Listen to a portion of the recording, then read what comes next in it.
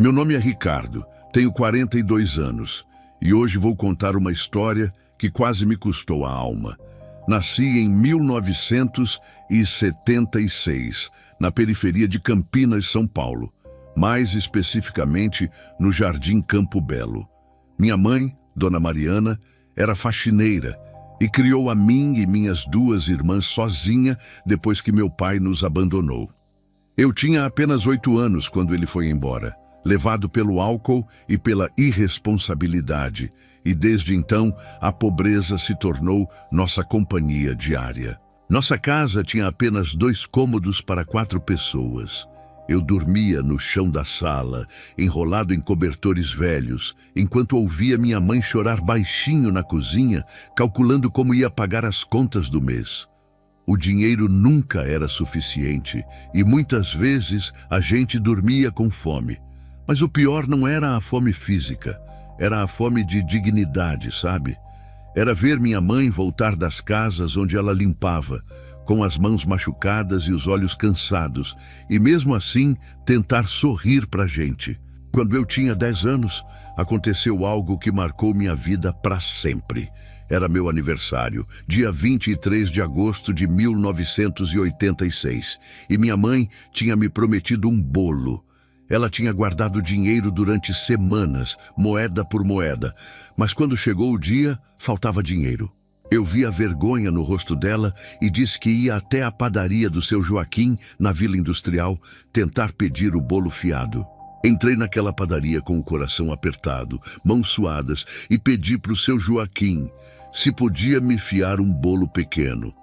O homem me olhou de cima a baixo, com aquele desprezo que só quem já foi pobre conhece, e disse alto, na frente de todo mundo: "Fiado? Pobre nem deveria comemorar aniversário, menino. Sai daqui." As pessoas riram. Um menino da minha idade, filho do dono, estava lá e riu mais alto que todos. "Vai pedir esmola em outro lugar, favelado." Algo quebrou dentro de mim naquele momento. Não foi só a humilhação, foi uma raiva fria, profunda, que começou a crescer no meu peito.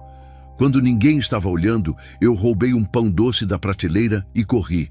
Corri até não aguentar mais, e quando parei, sentado num meio-fio sujo, eu chorava e mordia aquele pão ao mesmo tempo. E foi ali, com 10 anos de idade, que eu fiz um juramento. Um dia eu vou ser tão rico que vou comprar essa padaria e fechar ela. Vou ser rico nem que seja o diabo que me ajude. Essa frase ecoou na minha cabeça por anos. Meu tio Valdecir, irmão da minha mãe, era ex-presidiário e vivia fazendo bico aqui e ali. Ele me disse uma vez, meio rindo, meio sério: "Ricardo, gente como nós só sobe na vida de 2 jeitos: loteria ou pacto com o capeta." Na época, ele estava brincando, ou pelo menos eu achava que estava. Mas aquelas palavras ficaram gravadas na minha mente como se fossem uma profecia. Aos 12 anos, eu já trabalhava. Vendia bala no sinal da Avenida Norte-Sul, embaixo do sol quente, respirando fumaça de carro, ouvindo buzina. Era ali que eu via a diferença entre o meu mundo e o mundo dos ricos. Carros importados passavam com os vidros fechados, ar-condicionado ligado, e eu ali, suado, pedindo R$1. Eu olhava para dentro daqueles carros e via famílias felizes, crianças limpas, bem vestidas, e a inveja crescia. Um dia, eu tinha uns 12 anos, presenciei um acidente horrível naquele mesmo sinal. Um empresário em uma Mercedes atropelou um motoboy que fazia entrega. O motoboy caiu, bateu a cabeça no asfalto e morreu ali mesmo, na minha frente. O empresário saiu do carro, fez uma ligação e em menos de meia hora apareceram advogados, polícia, tudo. E sabe o que aconteceu? Nada. O homem entrou no carro e foi embora. Rico nem paga pelos erros. Eu queria ser assim. Eu cresci com esse veneno dentro de mim. Terminei o ensino médio com dificuldade, sempre trabalhando, sempre cansado, sempre com raiva. Tentei alguns empregos, mas nunca conseguia sair do lugar. Era sempre a mesma coisa. Trabalhar muito, ganhar pouco, ver os ricos ficando mais ricos. E aquela frase do meu tio ecoava cada vez mais alto: pacto com o capeta. Eu ria, mas no fundo eu me perguntava se era verdade. Quando eu tinha 15 anos, algo estranho aconteceu. Eu tive um sonho. Não foi um sonho comum. Eu estava numa sala escura e um homem elegante, de terno preto, estava sentado numa cadeira. Ele não falou nada, apenas olhou para mim e sorriu. Aquele sorriso era perturbador. Eu acordei suando frio, com o coração acelerado, mas ao mesmo tempo fascinado. Era como se alguma coisa tivesse me tocado naquela noite, como se uma porta tivesse sido aberta. Os anos passaram. Eu me casei com Juliana, uma menina boa, trabalhadora, que eu conheci na igreja do bairro. Tentei levar uma vida honesta, trabalhando como auxiliar de limpeza em empresas, mas o dinheiro nunca era suficiente. A gente morava num quartinho alugado, mal dava para pagar as contas, e eu via minha esposa passando as mesmas dificuldades que minha mãe passou. Eu não queria isso para ela. Eu não queria isso para mim. Em 2008 eu tinha 32 anos e minha vida estava desmoronando. Juliana estava grávida de 5 meses da nossa primeira filha e eu estava desempregado havia 7 meses. As dívidas só cresciam, os agiotas começaram a me procurar e o desespero bateu na minha porta. Eu olhava para o espelho e via um fracassado, um homem que não conseguia sustentar a própria família. E foi exatamente nesse momento, no fundo do poço, que eu recebi uma visita que mudaria minha vida para sempre. Era março de 2008 e eu estava literalmente no fundo do poço. 7 meses desempregado, Juliana grávida de 5 meses. E as dívidas já passavam de R$ 15.000. Pode parecer pouco para quem tem dinheiro, mas para quem não tem nada, R$ 15.000 é uma montanha impossível de escalar. O pior era o agiotário, um cara chamado Carlinhos, conhecido na região por não ter pena de ninguém. Ele tinha me dado um ultimato na semana anterior. Carlinhos apareceu na minha casa numa quarta-feira à noite. Bateu na porta com força e quando abri, ele estava lá com 2 capangas. Ricardo, você tem até sexta-feira para me pagar. Depois disso eu vou ter que visitar sua esposa. E você não vai querer isso, né? O tom dele era calmo, mas a ameaça era clara. Juliana estava no quarto, ouviu tudo e quando ele foi embora, ela chorou a noite inteira. Eu jurei que ia resolver aquilo, mas não tinha ideia de como. Na quinta-feira à noite, eu estava tão desesperado que pensei em me matar. Peguei o dinheiro que sobrou das economias da Juliana, uns R$ 20, e fui até o bar do seu Zé, na Vila Industrial. Minha ideia era beber até criar coragem para fazer alguma besteira, pular de um viaduto, sei lá. Eu estava quebrado por dentro, sem esperança, sem saída. Pedi uma cachaça e fiquei ali, olhando para o copo, pensando em como minha vida tinha dado tão errado. Foi nesse momento que ele apareceu. Um homem elegante, uns 50 anos, terno preto impecável, sapatos brilhando. Ele se sentou do meu lado sem pedir licença, pediu um uísque e ficou me observando. Eu fingi que não estava vendo, mas dava para sentir o olhar dele. Era um olhar pesado, penetrante. Depois de uns 5 minutos de silêncio, ele falou: "Ouvi dizer que você precisa de dinheiro, Ricardo, e que está disposto a fazer qualquer coisa." Eu virei para ele assustado. Como ele sabia meu nome? Eu nunca tinha visto aquele homem na vida. "Quem é você?" Perguntei tentando parecer corajoso, mas minha voz saiu trêmula. Ele sorriu, aquele sorriso frio, calculado, e disse: "Pode me chamar de Doutor Augusto. E eu vim aqui para te fazer uma proposta. Uma proposta que vai resolver todos os seus problemas financeiros." Ele falou com uma confiança que me deixou ainda mais desconfortável. "Que tipo de proposta?" Perguntei, tentando entender se ele era traficante, agiotário ou algum tipo de golpista.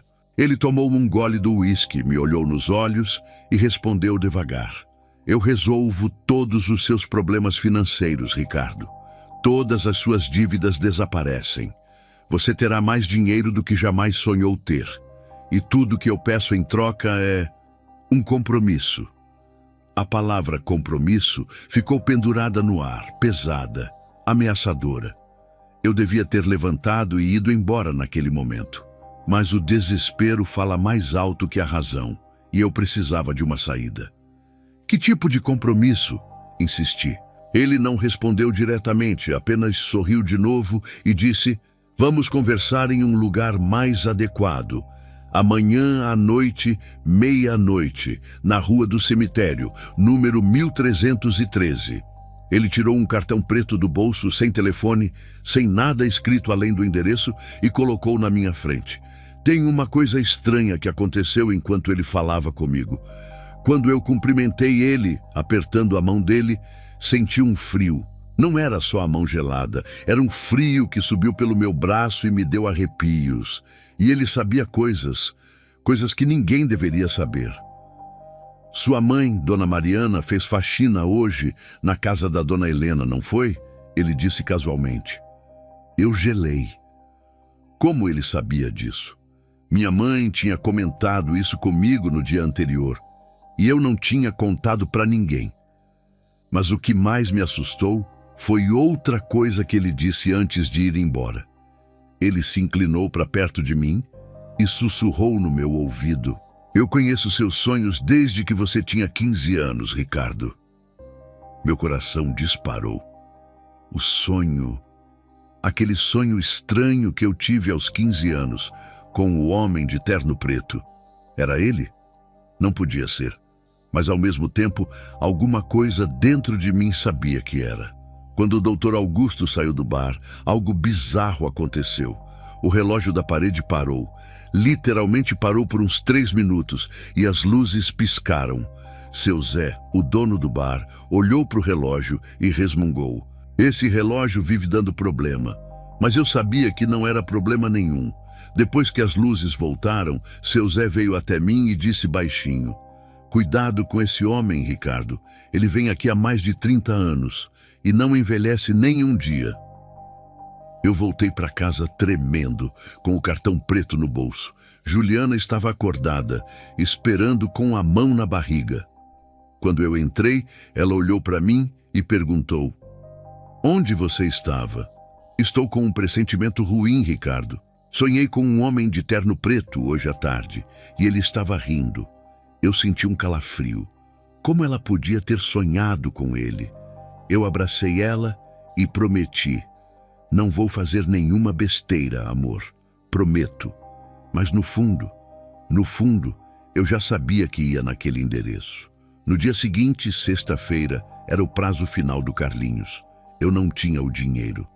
Fiquei o dia inteiro andando pela cidade, tentando pensar em alguma solução, mas não havia nenhuma.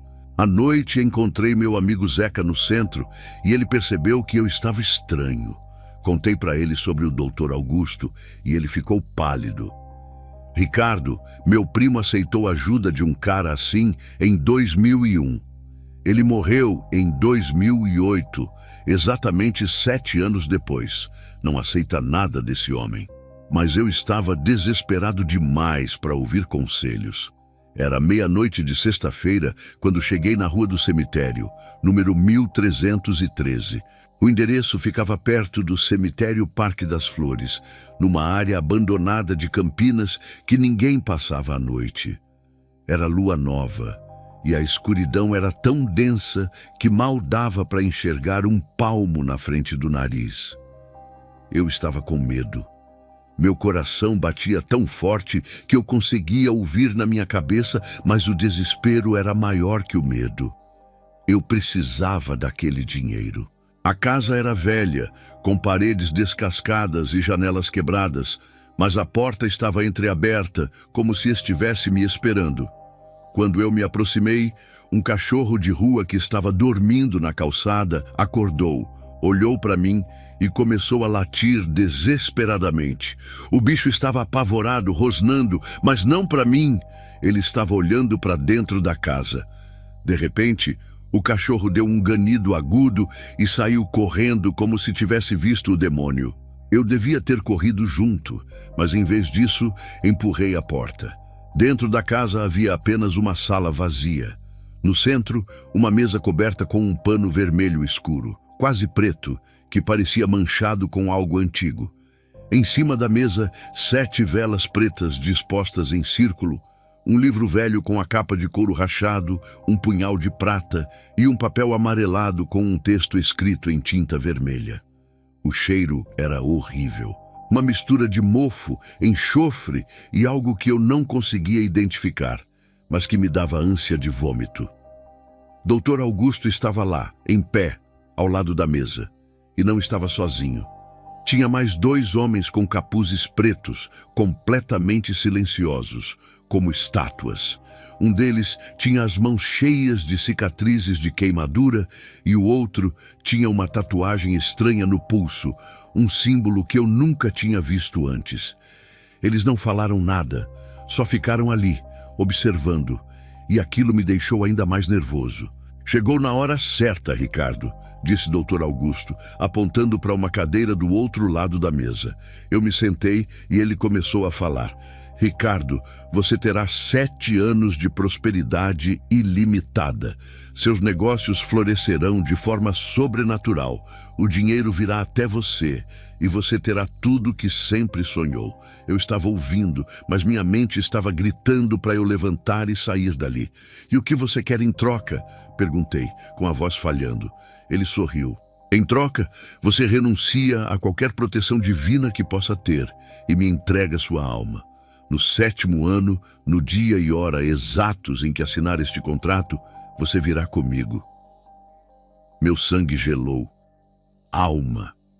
Aquilo parecia coisa de filme, mas a seriedade no rosto dele, o ambiente daquele lugar, tudo era real demais. E se eu desistir antes dos 7 anos? Perguntei, tentando encontrar uma brecha. Impossível, ele respondeu friamente. O pacto se ativa no momento em que seu sangue tocar este papel. A partir daí, não há volta. Eu olhei para o papel na mesa com aquelas letras estranhas e senti um aperto no peito. Existe alguma saída? Insisti, já meio desesperado. Ele ficou em silêncio por um momento, como se estivesse pensando se deveria me contar ou não. Então, com um sorriso sinistro, ele disse: existe apenas uma saída. Você precisaria renunciar a tudo que conquistou, confessar publicamente o que fez e se render totalmente àquele que você está renunciando agora. Ele não disse o nome, mas eu sabia de quem ele estava falando. Mas você é orgulhoso demais, Ricardo. Eu te conheço. Você não terá coragem.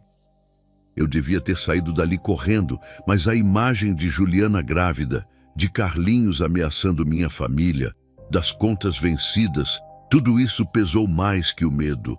Eu peguei o punhal de prata que estava na mesa e cortei a ponta do meu dedo indicador. O sangue escorreu, mais do que deveria para um corte tão pequeno. Quando o sangue tocou o papel, eu senti um choque elétrico subir pelo meu braço, e algo muito estranho aconteceu. Todas as 7 velas apagaram ao mesmo tempo. A sala ficou completamente escura e eu não conseguia enxergar nada.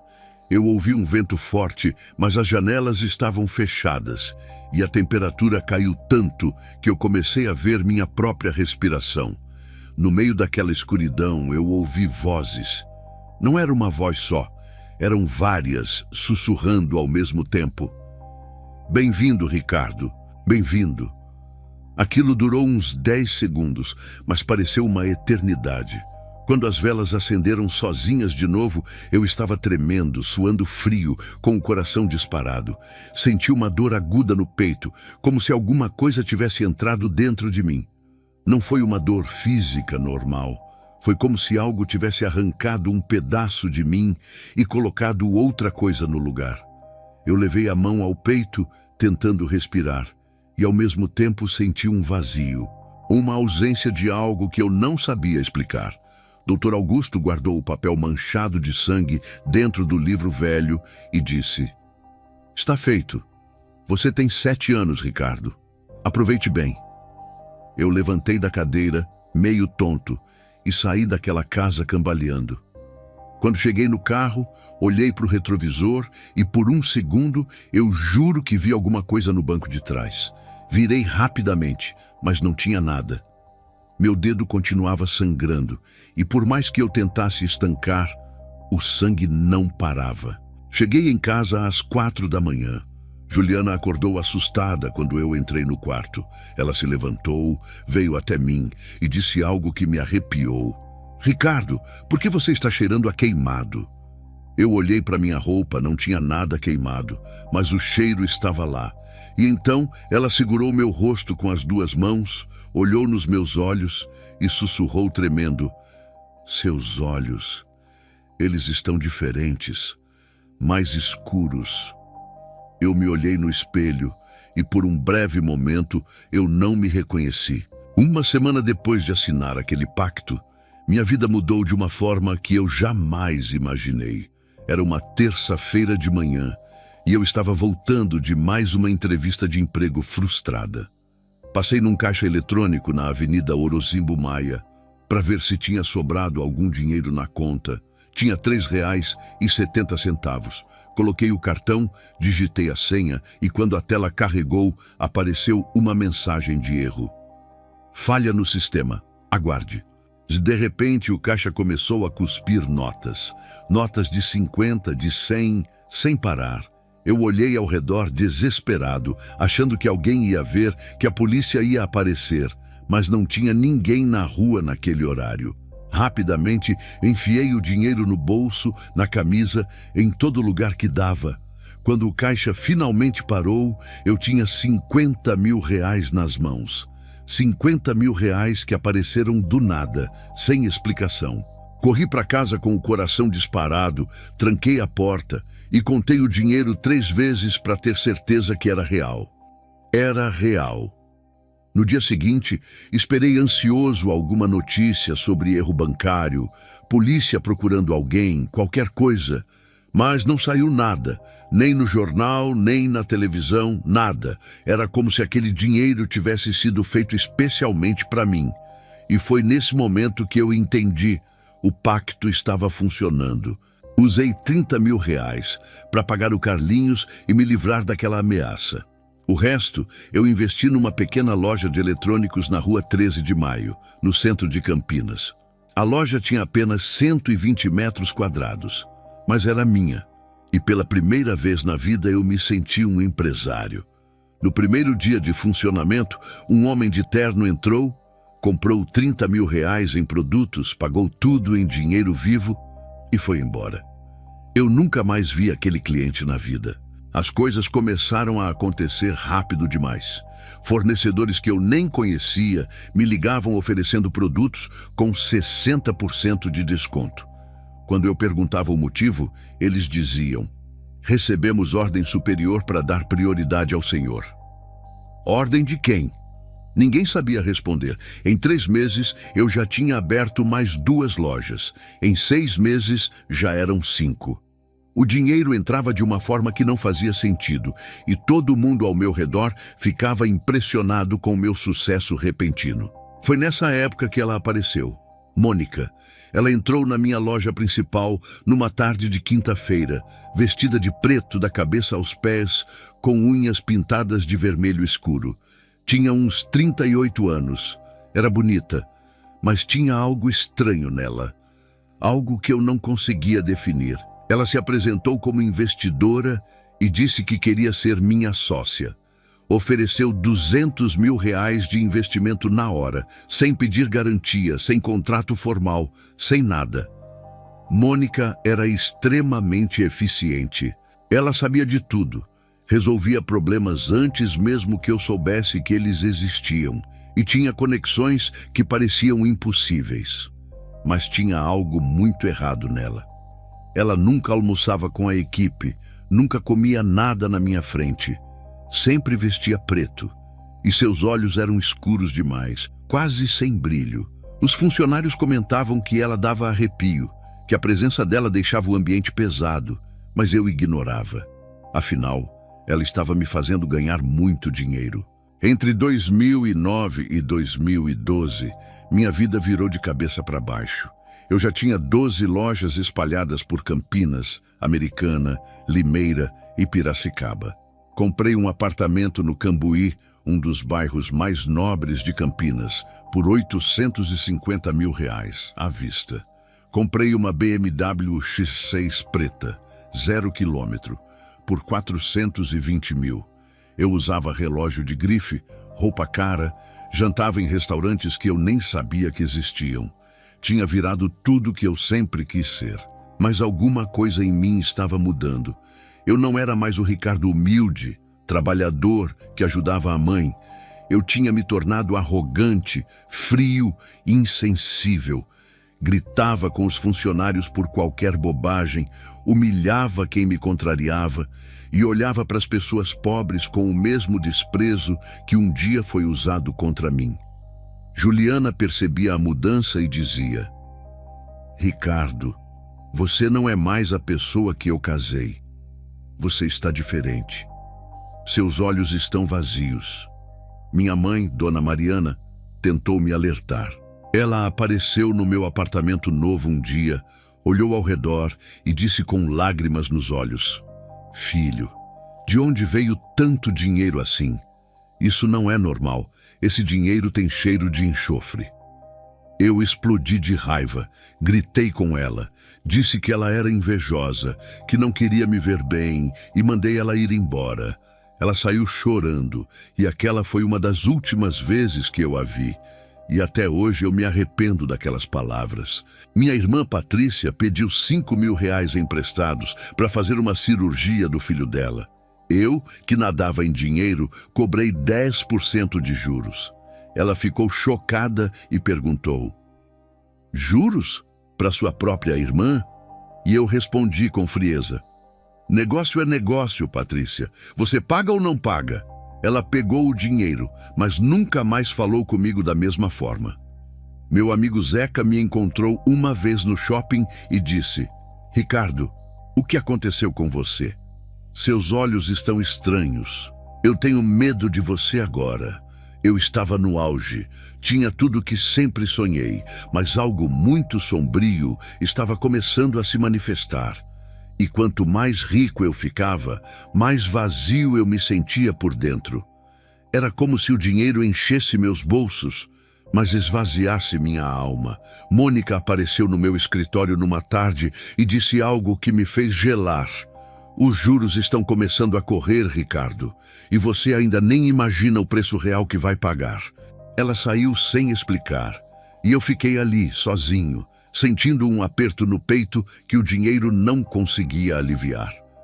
Tudo começou no final de 2011, 4 anos depois que assinei aquele pacto. Eu estava no auge financeiro, mas algo estranho começou a acontecer. Toda noite, sem exceção, eu acordava às 3 da manhã. Não era aquele despertar natural. Era como se alguma coisa me puxasse do sono de forma abrupta. Meu coração disparava, eu suava frio e ficava ali, deitado no escuro, com uma sensação terrível de que alguém estava me observando. Mas quando acendi a luz, não havia ninguém. No começo, achei que era estresse dos negócios, excesso de trabalho, essas coisas. Tentei remédios para dormir, mas nenhum funcionava. Eu podia tomar 3 comprimidos e ainda assim acordava às 3 em ponto, como se tivesse um despertador interno que eu não conseguia desligar. As olheiras ficaram fundas, eu emagreci e meu humor piorou ainda mais. Juliana dizia que eu estava ficando doente, mas eu teimava que estava tudo bem. Não estava. Os pesadelos começaram logo depois. Toda noite, quando eu finalmente conseguia voltar a dormir depois das 3 da manhã, eu sonhava com o Dr. Augusto. Ele aparecia naquela mesma sala escura do pacto, sentado, me olhando com aquele sorriso sinistro e dizia sempre a mesma coisa. Faltam 3 anos, Ricardo. Prepare-se. Eu acordava gritando, suando, com o coração quase saindo pela boca. Juliana me balançava assustada, mas eu não conseguia explicar o que estava acontecendo. Em 2012 as coisas ficaram piores. Objetos começaram a cair sozinhos no apartamento. Um quadro pesado caiu da parede 3 vezes na mesma semana. A TV desligava e ligava sozinha. As luzes piscavam sem motivo. Chamei eletricista, ele olhou tudo e disse que estava normal, que não havia nenhum problema na instalação elétrica. Mas eu sabia que não era problema técnico. Era outra coisa. Algo estava começando a se manifestar naquela casa. O pior era o que estava acontecendo com minha filha, Sofia. Ela tinha apenas 4 anos e começou a ter medo de dormir sozinha. Uma noite, ela acordou gritando e quando Juliana foi até o quarto dela, Sofia estava apontando para o canto escuro e dizendo: "Mamãe, tem um homem ali. Ele fica olhando eu dormir." Juliana tentou acalmar ela, disse que era pesadelo, mas Sofia insistia: "Não é pesadelo, mamãe. Ele está ali. Ele veste roupa preta e não sai do quarto." Juliana começou a perceber que tinha algo muito errado acontecendo. Ela encontrou um papel estranho no bolso da minha calça social, cheio de símbolos que ela nunca tinha visto. Minhas roupas às vezes cheiravam a enxofre, mesmo depois de lavadas, e ela dizia que meus olhos estavam cada vez mais escuros, opacos, sem vida. Até que um dia ela me confrontou: "Ricardo, o que você fez? Você fez algum pacto, não fez? Fala a verdade." Eu explodi de raiva, gritei com ela, disse que ela estava louca e saí batendo a porta. Foi nessa época que cruzei com o pastor Renato no supermercado Pão de Açúcar, no Cambuí. Ele era pastor de uma igreja evangélica do bairro e eu nunca tinha falado com ele antes. Ele veio até mim, me olhou de um jeito estranho, como se estivesse vendo algo que eu não via, e disse: "Irmão Ricardo, posso orar pelo Senhor? Eu sinto que há algo espiritual muito pesado sobre sua vida." Algo dentro de mim explodiu de ódio quando ele disse isso. Eu não sei explicar o que aconteceu, mas quando o pastor mencionou oração, eu senti uma raiva visceral, irracional. Eu xinguei ele ali mesmo, no meio do supermercado, na frente de todo mundo. "Sai daqui! Não quero sua oração! Não quero nada de igreja!" As pessoas pararam para olhar assustadas, e o pastor apenas me entregou um cartão e disse com calma: "Quando o Senhor estiver pronto, me procure. Jesus ainda pode te libertar." Aquela palavra, libertar, ecoou na minha cabeça por dias. O estranho foi o que aconteceu no meu corpo depois daquele encontro. Quando o pastor falou o nome de Jesus, eu senti uma dor de cabeça aguda, minhas mãos tremeram, e eu tive uma vontade quase incontrolável de agredir aquele homem. Mas ele não tinha feito nada comigo. Ele só tinha oferecido oração. Por que eu senti tanto ódio? Pela primeira vez, eu comecei a desconfiar que havia algo dentro de mim. Algo que não era eu. Durante 2 meses, entre agosto e setembro de 2012, os fenômenos pararam completamente. Nada de objetos caindo, nada de acordar às 3 da manhã, nada de pesadelos. Eu respirei aliviado e pensei: passou, foi só uma fase de estresse mesmo. Até Sofia parou de reclamar do homem no quarto dela, mas eu não sabia que aquilo era apenas uma pausa, uma armadilha para me fazer baixar a guarda. Em outubro, tudo voltou, só que muito pior. Os fenômenos ficaram violentos. Uma noite, eu estava sozinho no escritório da empresa e a porta bateu com tanta força que rachou a parede. Ouvi uma risada gutural, grave, que não parecia humana. Eu saí correndo dali, tranquei o escritório e não voltei sozinho nunca mais. Mônica apareceu no dia seguinte e disse, com aquele sorriso estranho: "Eles estão avisando que o tempo está passando, Ricardo. Faltam menos de 3 anos agora." O pior aconteceu quando Sofia trouxe um desenho da escola. A professora ligou para Juliana, preocupada, porque Sofia tinha desenhado um homem de preto com olhos vermelhos e tinha escrito embaixo: "Amigo do papai." Quando Juliana me mostrou o desenho, meu sangue gelou. Eu reconheci a figura. Era Dr. Augusto. Minha filha de 4 anos estava vendo o mesmo homem que eu via nos meus pesadelos. E nesse momento eu soube: Não tinha mais como negar. Algo muito sombrio tinha entrado na minha vida e estava começando a cobrar o preço. Em 13 de março de 2013, exatamente 5 anos depois de assinar o pacto, minha mãe morreu. Foi um AVC fulminante, do nada, sem aviso. Ela estava bem pela manhã e à tarde minha irmã Patrícia me ligou desesperada, dizendo que ela tinha desmaiado. Quando cheguei no hospital já era tarde. Ela tinha morrido há 10 minutos. Eu não tive nem chance de me despedir, de pedir perdão por ter gritado com ela, por ter a expulsado da minha casa. A enfermeira me disse que minha mãe tinha falado algo antes de morrer. Patrícia estava lá e ouviu tudo. Ricardo, pacto, fogo. Essas foram as últimas palavras dela. Quando entrei no quarto e vi o corpo dela na maca, encontrei 1/3 na mão dela. Minha mãe tinha morrido orando por mim. No bolso do vestido dela, achei uma carta. Era a mesma carta que ela tinha me enviado meses atrás e que eu nunca abri. Abri ali, tremendo, e li: Filho, abandona essa vida antes que seja tarde. Deus ainda pode te salvar. No enterro, aconteceu algo que me arrepiou até a alma. Eu estava perto do caixão quando olhei para trás e vi, lá no fundo do cemitério, Dr. Augusto. Ele estava parado, de terno preto, me olhando e sorrindo. Não era um sorriso normal. Era um sorriso de satisfação, como se ele estivesse dizendo: viu, eu avisei, pisquei e ele tinha desaparecido. Naquele momento, eu entendi. A morte da minha mãe não tinha sido natural. Tinha sido o primeiro pagamento. 4 meses depois, em julho de 2013, minha irmã Patrícia sofreu um acidente na rodovia Anhanguera, no quilômetro 102. Era um dia de sol, trânsito normal, nada de chuva ou neblina. O carro dela capotou 4 vezes sem nenhum motivo aparente. As pessoas que viram disseram que parecia que o carro tinha sido empurrado por algo invisível. Patrícia sobreviveu, mas ficou paraplégica. Ela nunca mais andou. Visitei ela no hospital, levei dinheiro para ajudar no tratamento, mas ela me olhou com lágrimas nos olhos e disse: Seu dinheiro é amaldiçoado, Ricardo. Mãe morreu por sua causa, e agora eu. Você vendeu sua alma e está levando a gente junto. Aquilo me partiu, mas o pior foi o que ela disse depois. Antes do acidente, eu vi um homem de preto parado na estrada. Ele estava me olhando e eu senti que ele queria me matar. Sofia começou a ter convulsões.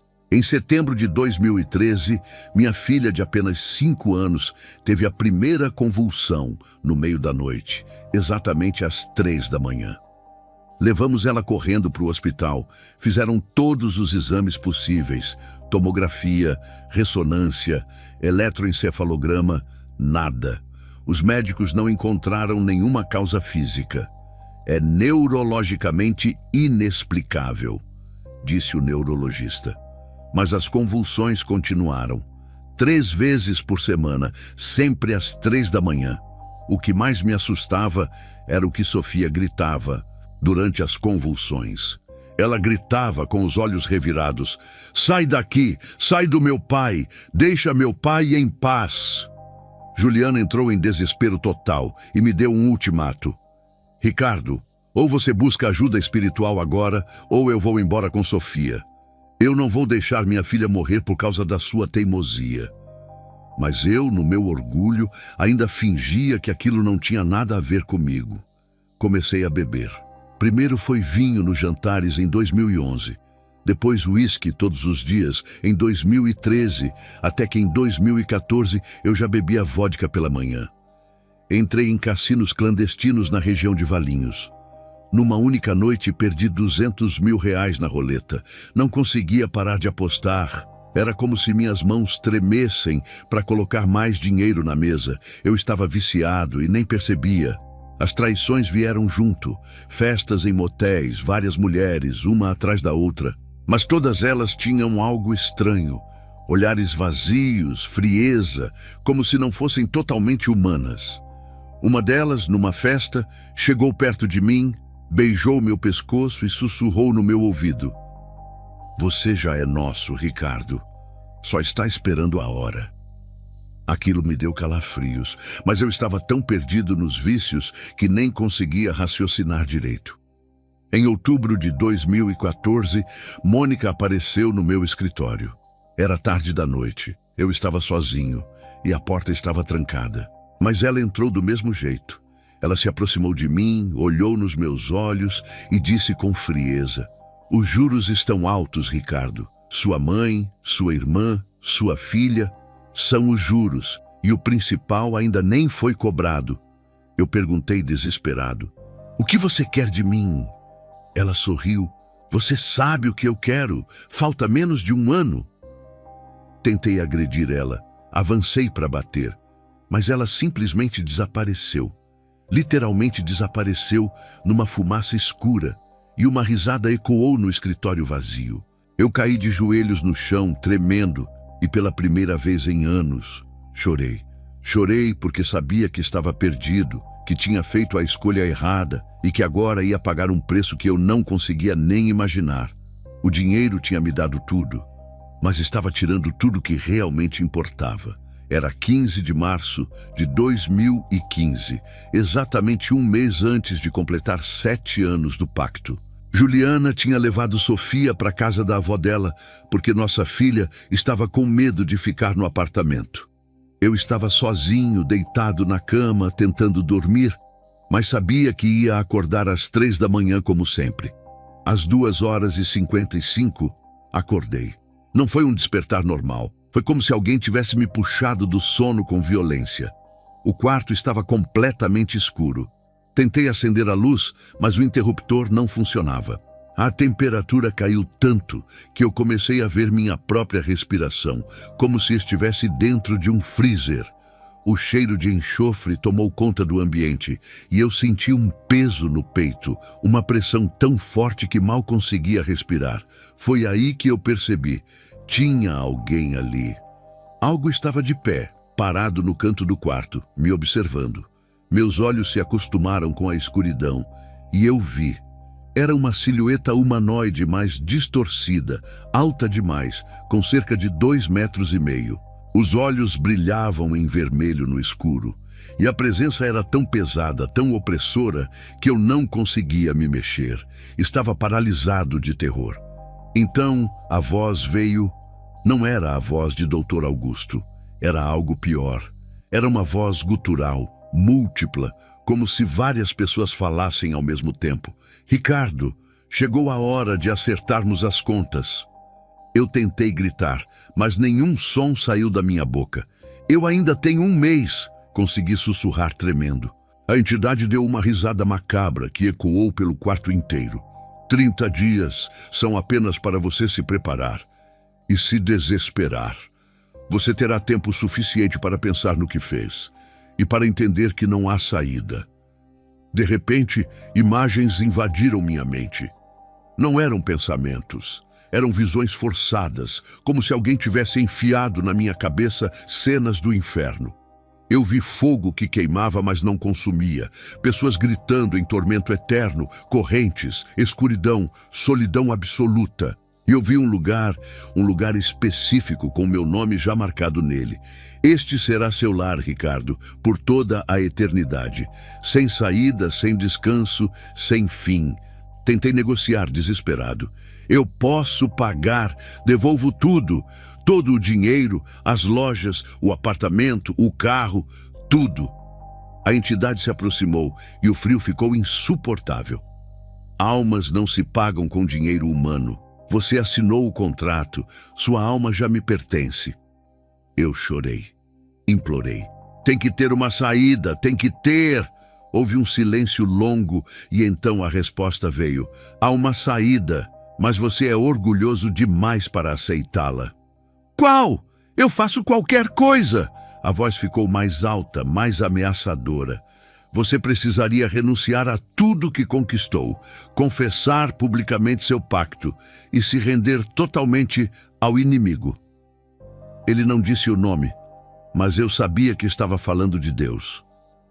"Mas você não terá coragem, Ricardo. Eu te conheço." O orgulho sempre foi seu ponto fraco. Então a entidade sussurrou bem perto do meu ouvido. Dia 15 de abril, meia-noite em ponto, estarei esperando e não há onde se esconder. Senti uma dor lancinante no pulso direito. Era como se alguém estivesse marcando minha pele com ferro em brasa. Gritei de dor e quando olhei, vi uma marca vermelha em formato de corrente circular ao redor do meu pulso. A entidade disse: "Este é o relógio da sua alma. A cada dia que passar, ficará mais escura. Quando ficar completamente preta, acabou. E nem a morte te salvará agora. Se tentar se matar, eu te trarei de volta." A presença desapareceu de repente e as luzes voltaram. Eram 4h12 da manhã. Eu estava no chão do quarto, encharcado de suor e urina. Tinha urinado na calça de tanto medo. Meu coração batia tão rápido que achei que ia ter um infante. Olhei para o pulso. A marca estava lá, vermelha, queimando, pulsando. Passei a mão em cima e a dor era real. Aquilo não era pesadelo, era real. Nos dias seguintes, tentei encontrar Dr. Augusto. Voltei na rua do cemitério, mas a casa estava em ruínas completas. Um morador de rua que dormia por perto me disse: "Essa casa está assim há mais de 30 anos, rapaz." Tentei ligar para Mônica, mas os números não existiam mais. Fui nas lojas procurar ela, mas os funcionários disseram: "Mônica, nunca trabalhamos com ninguém com esse nome." Olhei os contratos. A assinatura dela tinha sumido dos papéis. Era como se ela nunca tivesse existido. Encontrei uma notícia antiga de 1978 num arquivo da Biblioteca Municipal. Um homem de Campinas tinha morrido em circunstâncias misteriosas, exatamente 7 anos depois de fazer um pacto. A descrição do intermediário do pacto batia perfeitamente com o Dr. Augusto. Mesma aparência, mesmo jeito, mesmas palavras. Aquele demônio estava operando havia décadas. Eu olhei para o meu pulso. A marca já estava mais escura. Faltavam 29 dias. A primeira semana após a manifestação foi um inferno na Terra. No dia 16 de março, acordei e minha conta bancária tinha sido esvaziada. R$ 1.200.000 tinham sumido em transferências que eu nunca autorizei. O banco abriu investigação, mas não encontrou explicação técnica. No dia 18, todos os meus fornecedores cancelaram os contratos no mesmo dia, na mesma hora. Quando perguntei o motivo, eles diziam a mesma coisa. Recebemos ordem superior para encerrar a parceria. No dia 20, 8 funcionários pediram demissão ao mesmo tempo, todos com a mesma desculpa. Sentimos medo de trabalhar aqui. Tem algo errado neste lugar. Um deles, antes de sair, me disse: "Senhor Ricardo, eu vou orar pelo senhor. O senhor está com algo muito pesado, algo espiritual." Em 10 dias, perdi praticamente tudo. A Receita Federal apareceu com uma auditoria surpresa e encontrou irregularidades que eu tinha certeza que não existiam. A multa foi de R$ 800.000. No dia 25 de março, recebi a notificação de despejo do apartamento no Cambuí. O banco tinha executado uma dívida que não era minha, mas todos os documentos estavam legalmente corretos. Minha BMW foi apreendida. Em menos de 2 semanas, eu tinha ido de milionário a falido completo. Voltei para uma casa humilde de aluguel, sem móveis, sem nada. E o pior: Juliana pegou Sofia e foi embora. Antes de sair, ela me olhou com lágrimas e disse: "Eu avisei, Ricardo. Eu avisei tantas vezes." O desespero me levou a procurar ajuda em lugares que eu nunca imaginei. No dia 28, procurei um pai de santo na Vila Industrial. Expliquei minha situação e ele jogou os búzios. Quando viu o resultado, ficou pálido. "Eu não mexo com isso, meu filho. Você está marcado por algo muito poderoso. Sai daqui, sai!" Ele literalmente me expulsou do terreiro com medo. 2 dias depois, fui numa igreja católica. O padre Antônio tentou fazer uma oração de libertação, mas eu desmaiei de dor no meio da oração. Quando acordei, ele disse: "Isso está além do que eu posso fazer sozinho. Até num centro espírita eu tentei." No dia 2 de abril, uma médium tentou fazer um descarrego em mim. Durante a sessão, as lâmpadas do centro explodiram, a mesa virou sozinha e a médium começou a gritar apavorada: "Essa entidade é poderosa demais. Eu não consigo. Ele precisa sair daqui." Fui expulso de lá também. Ninguém conseguia me ajudar. Eu estava sozinho, abandonado, e a marca no meu pulso estava cada vez mais escura. Já estava quase preta, com apenas uma linha vermelha fina restando. Parei de dormir completamente. Foram 8 dias seguidos sem pregar o olho. Eu tinha alucinações o tempo todo. Via sombras se movendo, ouvia vozes sussurrando meu nome, sentia presenças me tocando.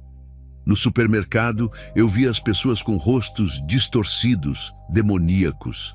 Gritei no meio da loja e fui expulso.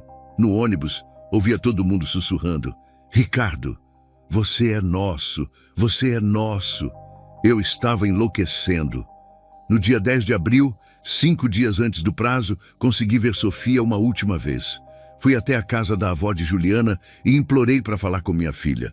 Quando Sofia me viu, ela perguntou com inocência: "Papai, você está doente?" Eu desabei em lágrimas. "Sim, filha, papai está muito doente. Só Deus pode curar." Ela me abraçou e disse algo que ficou gravado na minha alma: "Papai, a professora da escolinha bíblica disse que Jesus perdoa todo mundo que pede.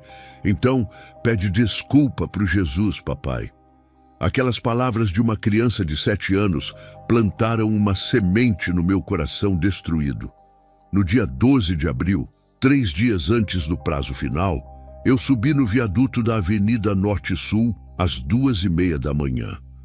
Olhei para baixo, 15 metros de altura, e pensei: se eu vou morrer, prefiro escolher como. Fechei os olhos e soltei as mãos da grade. Estava caindo. Mas algo me puxou de volta com tanta força que eu bati no chão do viaduto. A voz gutural ecoou no ar: "Você não escolhe, eu escolho. Você não pode morrer antes da hora." Entendi ali que eu estava preso. Nem viver, nem morrer. Apenas esperar o fim. Um motorista me achou desmaiado e chamou o SAMU. Fui levado para o Hospital Municipal de Campinas. Lá, uma enfermeira chamada Débora entrou no meu quarto. Ela era evangélica e, quando me viu, sentiu algo. "Senhor, posso orar pelo Senhor?" Eu explodi de raiva, cuspi nela, xinguei: "Sai daqui, não quero crente perto de mim." Ela limpou o rosto com calma e disse: "Jesus te ama, Ricardo, e Ele pode te libertar." Antes de sair, deixou um cartão da igreja. Eu rasguei na frente dela. Naquela noite, dia 13 de abril, 2 dias antes do fim, eu dormi sedado e tive uma visão. Não foi sonho, foi real demais para ser sonho. Eu estava caindo num buraco sem fim e, quando parei, estava num lugar de fogo, gritos, desespero.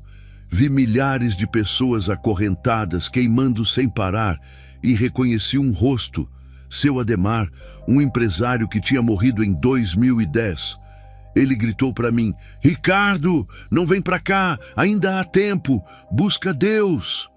A entidade apareceu, me mostrou um espaço vazio com meu nome e disse: "Faltam 2 dias, te vejo em breve."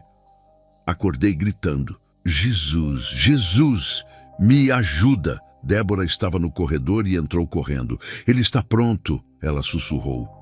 Eu estava suando, tremendo, e olhei para o meu pulso. A marca estava quase completamente preta. Só restava uma linha vermelha finíssima.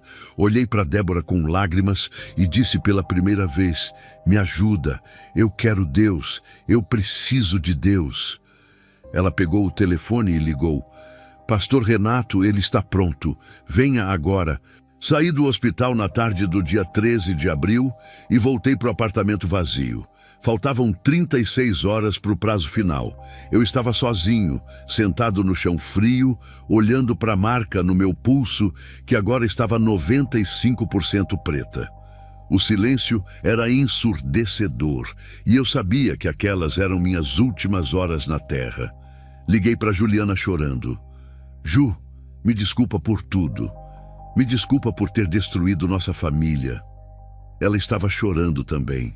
Ricardo, procura o pastor Renato. Ainda há tempo, mas eu achava que já era tarde demais. Na noite do dia 14 de abril, às 21 horas, 3 horas antes da meia-noite fatal, os fenômenos começaram de novo. A casa ficou gelada, as sombras se moviam pelas paredes e eu ouvia sussurros vindos de todos os lados. Falta pouco, Ricardo, falta pouco. Peguei o cartão da igreja que Débora tinha deixado, olhei para ele e o orgulho ainda tentou me impedir. Se eu for lá, vou ter que me humilhar, vão me julgar, vão rir de mim. Mas então olhei para o pulso. Estava completamente preto. Acabou. Às 23h40, a presença ficou insuportável. Senti mãos invisíveis me tocando, apertando minha garganta. Ouvi a voz gutural rir. 20 minutos, Ricardo. Já estou sentindo o cheiro da sua alma. Foi nesse momento que algo dentro de mim quebrou. Caí de joelhos no chão, lágrimas escorrendo, e pela primeira vez em 7 anos, eu clamei de verdade. Deus, eu sei que não mereço, eu sei que fui um idiota, eu vendi minha alma. Continuei gritando, chorando sem parar. Mas, se o Senhor é real, se o Senhor pode tudo, me salva, eu não quero ir para o inferno. Confessei tudo, cada pecado, cada erro. Eu fiz pacto com o diabo, eu renunciei ao Senhor, eu destruí minha família, mas eu me arrependo de verdade. E então gritei as palavras que eu tinha evitado por anos. Eu renuncio esse pacto, pode levar tudo, mas salva minha alma. Jesus, eu aceito Jesus. A reação foi imediata. Objetos começaram a voar pelo apartamento, a temperatura caiu ainda mais, e eu ouvi gritos guturais furiosos ao meu redor. Mas algo diferente aconteceu também. Uma paz começou a entrar no meu peito. Eram 23h52, 8 minutos antes da meia-noite. De repente, a campainha tocou. Eu corri até a porta e abri. Era o pastor Renato, acompanhado de Débora e mais 3 pessoas da igreja. Ricardo, nós estamos aqui, Deus nos mandou. Pastor Renato entrou, viu a situação, sentiu a opressão no ambiente e disse com autoridade: em nome de Jesus, declaramos a autoridade de Cristo nesta casa. As luzes do prédio inteiro piscaram. O grupo formou um círculo ao meu redor e começou a orar. Eram 23h56, 4 minutos. De repente, uma voz gutural saiu da minha própria boca, mas não era eu falando. Ele é meu, tem contrato. Pastor Renato respondeu firme: o sangue de Jesus cancela todo contrato. Eu comecei a me contorcer de dor. Parecia que algo estava sendo arrancado de dentro de mim. Vomitei um líquido escuro, meu corpo tremia violentamente e a marca no pulso começou a queimar tanto que saía fumaça. A irmã Marta colocou a mão na minha testa e gritou: saia! Em nome de Jesus, saia desse homem! Eram 23h59, 1 minuto. Eu senti que estava sendo puxado. Algo dentro de mim queria me arrastar para baixo. Pastor, eu sinto ele me puxando. Resiste, Ricardo. Declare, eu pertenço a Jesus. Eu gritei com todas as forças que me restavam. Eu pertenço a Jesus. Eu pertenço a Jesus. O relógio marcou meia-noite. Houve 3 segundos de silêncio absoluto. E então, uma luz forte, sem nenhuma fonte física, iluminou todo o apartamento. A presença de paz se tornou tão intensa que todos no grupo sentiram. Eu arquei o corpo e dei um grito final. Sai! Algo saiu. Eu senti saindo. A marca no pulso desapareceu instantaneamente, virando vapor. Desmaiei e caí no chão. Quando acordei, 3 minutos depois, estava deitado, respirando calmo e pela primeira vez em anos, senti paz. Levantei a mão tremendo e olhei para o pulso. A marca tinha sumido completamente. Não tinha nada. A pele estava limpa. Eu estou livre? Perguntei sem acreditar. Pastor Renato, com lágrimas nos olhos, respondeu: sim, irmão, você está livre.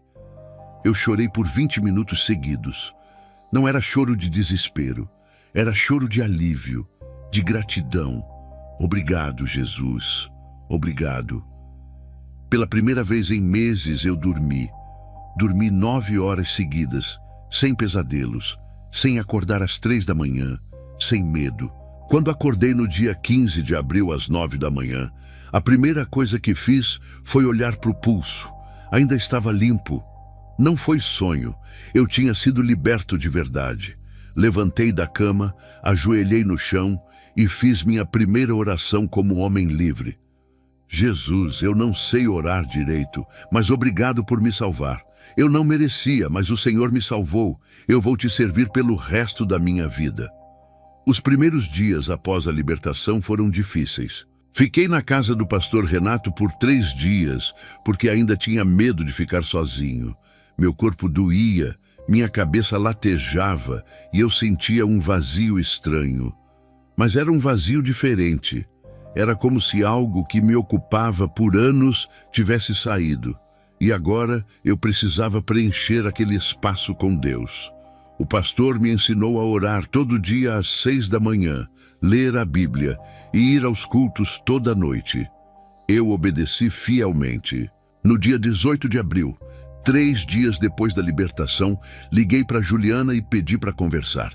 Marcamos numa praça pública porque ela ainda tinha medo de mim. Quando ela chegou com Sofia e me viu, ficou em choque. Ricardo, você está diferente. Eu contei tudo. O pacto, os 7 anos, a libertação na última hora. Ela chorou muito, mas Sofia veio até mim e disse: mamãe, o pastor disse que Jesus perdoa todo mundo. Se papai pediu perdão, a gente tem que perdoar também. Aquelas palavras de uma criança de 7 anos tocaram o coração da Juliana. A reconciliação foi lenta. Foram meses de terapia, aconselhamento pastoral, visitas supervisionadas. Juliana precisava ter certeza de que a mudança era real. E eu entendi isso. Em junho de 2015, 2 meses depois da libertação, fui batizado. Na frente de 200 pessoas, contei minha história completa. Meu nome é Ricardo. Eu fiz pacto com o diabo, vendi minha alma por dinheiro. Mas Jesus me libertou. Quando saí da água do batismo, gritei com todas as minhas forças: glória a Deus! A igreja inteira se levantou aplaudindo e Sofia gritou da primeira fila: eu te amo, papai! Minha vida mudou completamente. Voltei a trabalhar como vendedor numa loja de material de construção, ganhando R$ 1.800 por mês, mais comissão. Morava numa casa simples de 2 quartos, no Jardim Campo Belo, o mesmo bairro onde cresci. Não tinha carro importado, não tinha roupa de grife, mas tinha paz. Sofia me perguntou um dia: papai, nossa casa é pequena. Eu respondi sorrindo: mas é cheia de paz, filha, e isso vale mais que qualquer mansão. Reconciliei com minha irmã Patrícia. Visitava ela toda semana, ajudava no que podia e pedia perdão constantemente. Um dia, ela segurou minha mão e disse: Ricardo, eu te perdoo. E eu creio que Deus te perdoou também. Em agosto de 2015, Juliana aceitou tentar de novo. Mas devagar, Ricardo, sem pressa. Eu concordei. Em março de 2017, renovamos nossos votos na igreja. Desta vez, foi um casamento de verdade, com Deus no centro. Comecei a testemunhar minha história em igrejas, prisões, eventos. Sempre mostrava meu pulso, onde havia uma cicatriz muito fina e quase invisível, uma lembrança do que passei. Em dezembro de 2015, salvei um jovem chamado Bruno. Ele era meu vizinho, tinha 19 anos, e eu vi ele saindo com um homem de terno preto. Reconheci imediatamente. Chamei Bruno, contei minha história e ele confessou. Eu assinei há 1 semana. Levei ele na igreja naquele mesmo dia. Como fazia apenas 1 semana, a libertação foi mais rápida.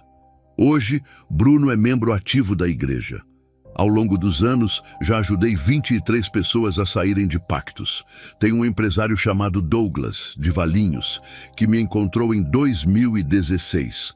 Ele tinha feito pacto havia 5 anos e estava desesperado. Depois de 3 dias de jejum e oração, ele foi liberto. Hoje é pastor. Tem uma jovem chamada Amanda, que tinha brincado com tábua Ouija e começou a ter manifestações. Foi liberta e hoje é missionária.